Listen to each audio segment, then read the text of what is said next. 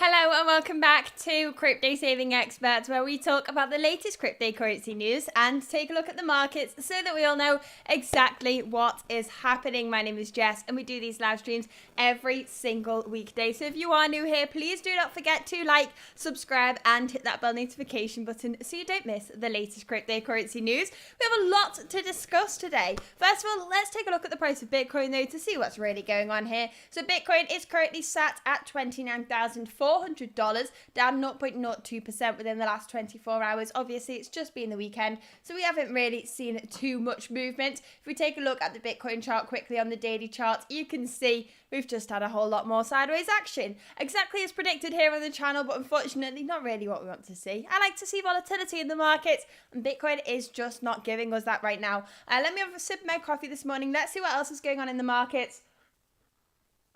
We have Ethereum down to 1,847, down just 0.1%. The markets, the altcoins aren't looking too great. Lots of red, not too much movement though, so it's not really a concern. Waiting to see how this is going to unfold, whether we are going to see a breakout of this range this week or if we are just in for more sideways action. Only time will tell, but right now we have no definites on what direction Bitcoin would go in if we do see some sort of breakout and some sort of movement from this range. So we'll have to wait and see on that. But we will be doing these live streams every single weekday here on the channel. So to stay up to date with the latest crypto news and to stay up to date with what's going on Bitcoin, make sure to give us a follow, subscribe to us depending on what platform you're viewing this from. Even when the markets are going sideways, it's really important to educate yourself on this industry because there's going to become a time, the time is going to arrive where we wish we knew everything and we'd researched everything, and we're trying to inform you as much as possible here on the channel during these sideways action times and during these bear markets so that when the good times come back, we're all well educated on what is going on. Now, James has said in the chat, what is going on with the CME chart? So we can take a look at this quickly. So let's go onto the 1 hour chart. This is going to be better. So this was, let's get to Friday. So here we go. This is the Friday candle, the last candle we saw on Friday on the CME chart. This is the first one we saw when the markets reopened again for the Chicago Mercantile Exchange. You can see we've already had price action within that very, very small range there. So already filled, already closed, ready to move on to some more new stuff. So let's take a look at what's going on in the cryptocurrency news today. Monkey Nut says in the chat, hello, happy Monday to you all. Hit the like, yes, please don't forget to hit like. It helps us in the algorithm and helps us stay motivated here at Crypto Saving Experts. Let's see what's going on in the crypto news here today. So first of all, we did see on Friday that the SEC has delayed the decision on ARK Invest Spot Bitcoin ETF. So they're extending the decision deadline, expected to expire next week. That, to be honest, is as expected. We've seen a lot of rumors and a lot of anticipation that the SEC will make a decision on all of the spot Bitcoin ETFs at once. This stops there being a first mover advantage for which one gets accepted first, and it means that we can just have them all decided upon within one decision on one day. And I think that would be very, very beneficial for those that are trying to create spot Bitcoin ETFs, because if these all get accepted, they're all going to be competing against each other. And one of those having a first mover advantage could cause problems later down the line. We know that Grayscale have been trying to get their trust turned into an ETF for a very, very long time. And they are very much of the opinion that it would be great if all of them could be accepted simultaneously, because if they've been battling for an ETF for a very long period of time, and then BlackRock just step in and get their spot Bitcoin ETF accepted and are the first into the markets and gain a huge amount of that market share, it seems a bit unfair. So having all of these spot Bitcoin ETFs accepted at once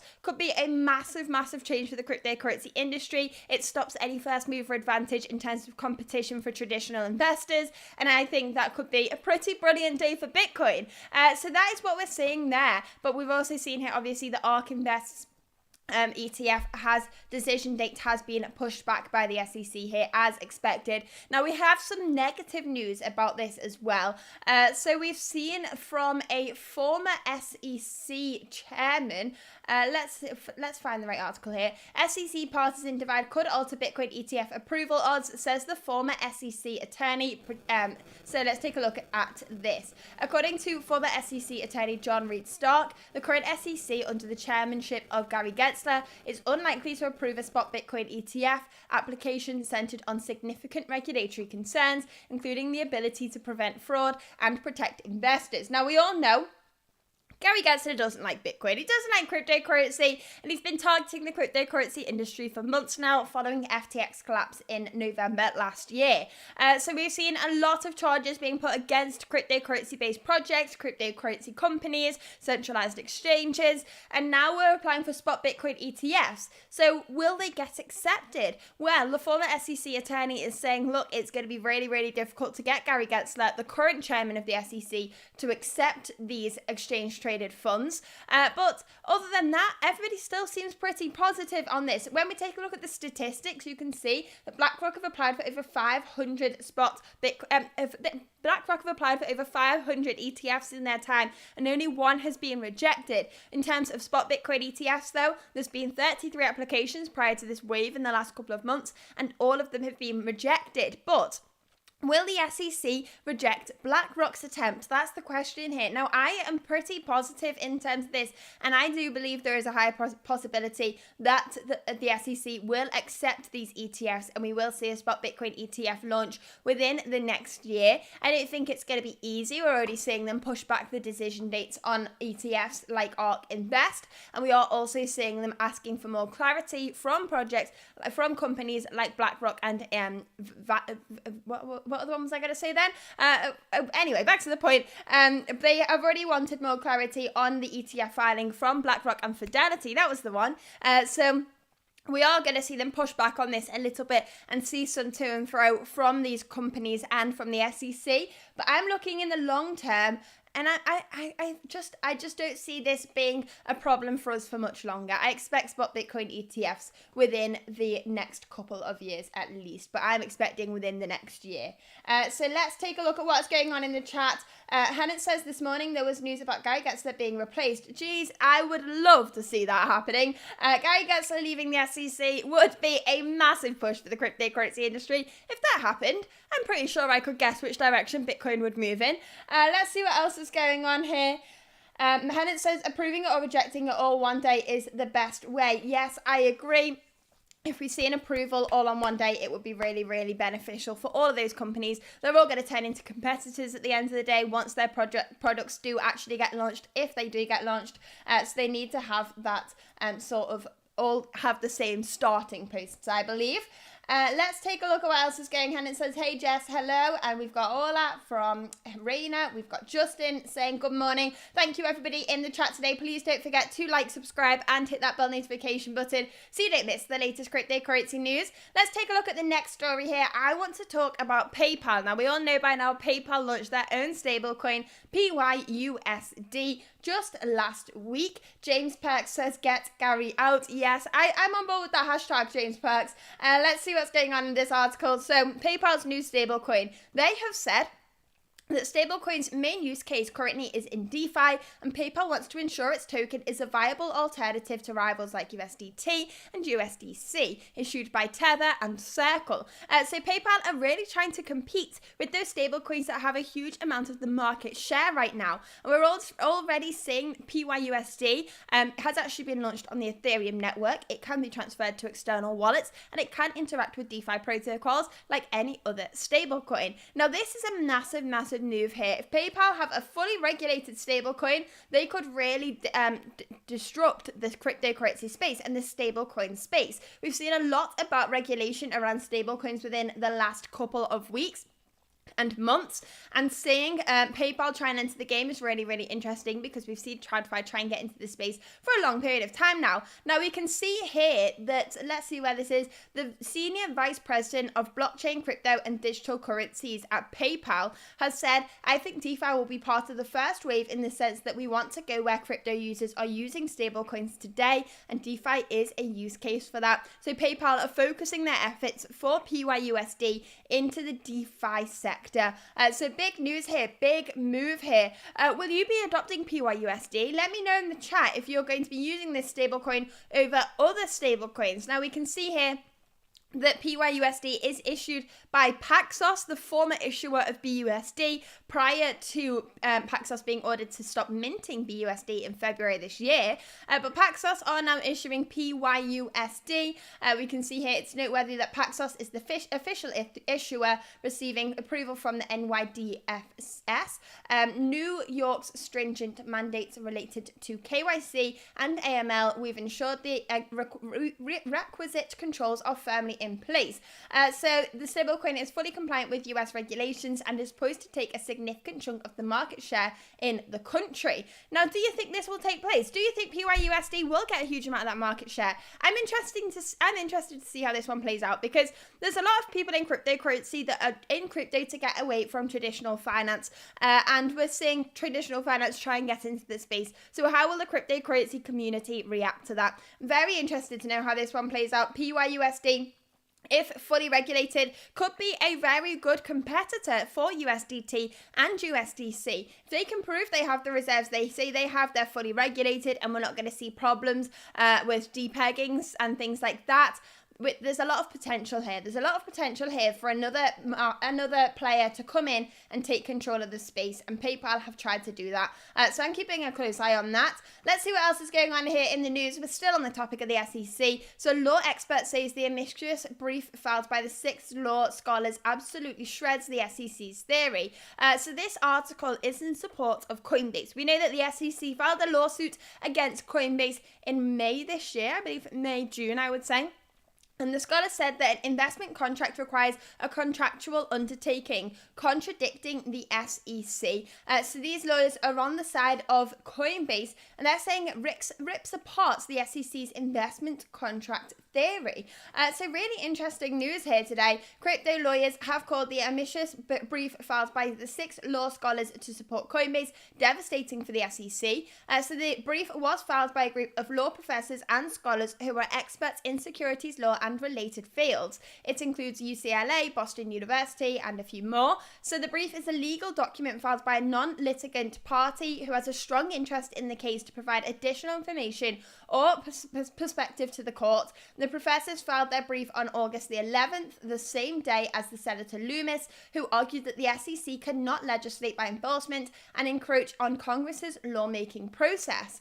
So the scholars added that no state court decisions found investment contracts without these key features. And they noted that after the Howey decision, there was a common thread in how investment contracts were defined. And the thread was that an investor must be promised by virtue of his or her investment an ongoing contractual interest in the income, profits, or assets of the enterprise. Furthermore, the scholars noted that every investment contract identified by the Supreme Court involves a contractual undertaking to grant a surviving stake in the enterprise. So now they're saying, look, this doesn't occur for Coinbase and other cryptocurrency projects stepped in here and come on Team Crypto. So I'm happy to see that news this morning. Before we continue with today's stream, please don't forget to like, subscribe, and hit that bell notification button so you don't miss the latest cryptocurrency news.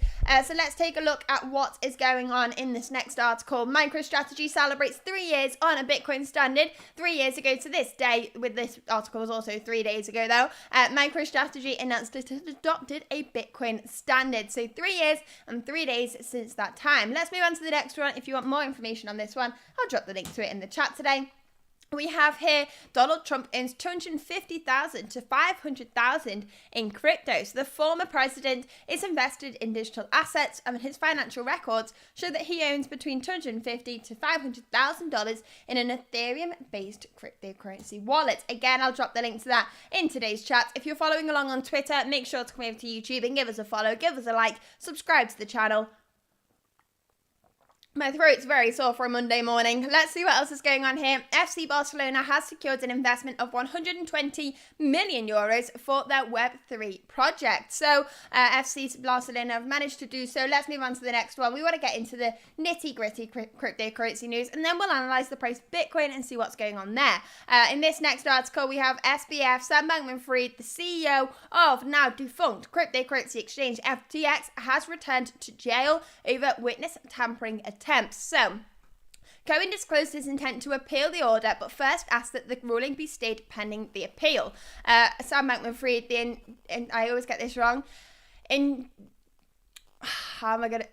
indicted founder and former CEO of the bankrupt cryptocurrency exchange FTX has been sent back to jail after a US judge revoked his bail due to his attempts at tampering with witnesses in his upcoming trial. So SBF, obviously this has not been going well for him. It's been a rough year, I would say. Let's take a look at the next one here. Senator Loomis joins Coinbase in legal battle against SEC. So the senator has argued the SEC brought an enforcement action against Coinbase amid legislative debates on regulating cryptocurrency assets. It's good to see more senators on the side of cryptocurrency instead of against. Let's take a look at the next one. A Republican president would reduce the SEC's cryptos enforcement efforts, says the former SEC official. So John Reed Stark believes that if a Republican president were elected in 2024, the SEC's scrutiny and enforcement actions on the crypto industry would decrease. And Mr. Stark also stated that the current SEC will not approve a spot Bitcoin ETF. So we'll be interested to see how this plays out. Obviously, I've said before, I'm of the opinion that we are going to see a spot Bitcoin ETF within the next year, but it's not 100% set in stone. It's not certain. We are going to have debates about this. I don't think it's going to be a straight road to success. I think there's going to be some to and fro. We've already seen ARK Invest have their deadline pushed back. So we're going to see more of this. We're going to see the SEC asking for more clarity and all of the rest of it. But if that day does come around and the spot Bitcoin ETFs get accepted, and if they get accepted all at once, it's going to be a really good day. That's all we can say. Let's take a look at the next one here. PayPal's cryptocurrency hub highlights their crypto ambitions. So we spoke about this earlier. They're looking to get into DeFi. And now we can move on to the price of Bitcoin and see what is going on here. So Bitcoin could dip back to $25,000 over the next 6 weeks. So Bitcoin's monthly returns data provides an uneasy outlook for the rest of August and September. So we're taking a look at the price of Bitcoin within this article. You can see Bitcoin has been moving sideways for a long period of time here if I pull up the chart. But you can see in this article that if we take a look at the monthly return heat map, it's not usually a very good time for Bitcoin during August and September. October, however, looks very, very nice in terms of its history. So November, it depends on the time period. And December, again, doesn't look too bad. October, notoriously good though.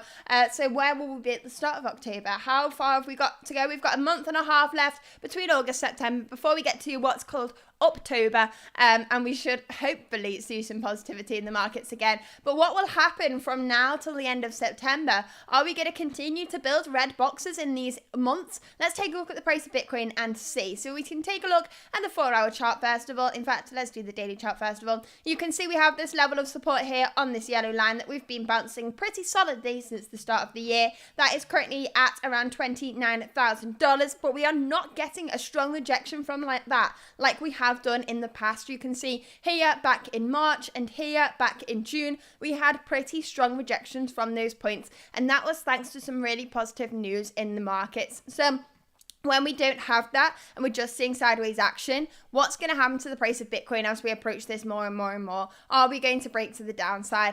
In my vision, all I can see right now is some sideways action. And I hate to keep saying that, but I don't see a major level of support that we are going to break. And I don't see a major level of resistance that we are going to break. And until we do, I won't be turning super bullish or super bearish. Until we do, I'm going to be looking at more sideways action here on the channel, unfortunately.